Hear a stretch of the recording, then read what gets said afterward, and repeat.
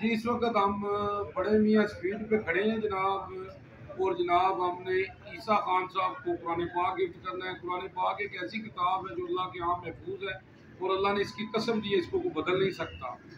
تو اللہ قرآن پاک میں فرماتا ہے انسان کو وہی ملے گا جو اس نے کوشش کی۔ تو آج ہماری بھی کوشش ہے، ہم قرآن پاک گفٹ کرتے ہیں۔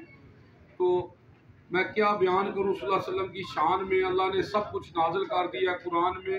اما عائشہ سے کسی نے پوچھا کہ آپ صلی اللہ علیہ وسلم کی سیرت کیا ہے، تو اما عائشہ فرماتی ہیں قرآن قرآن قرآن۔ آپ صلی اللہ علیہ وسلم فرماتے ہیں قرآن پڑھا کرو، قرآن پڑھا کرو، یہ قیامت کے دن تمہاری سفارش کرے گا۔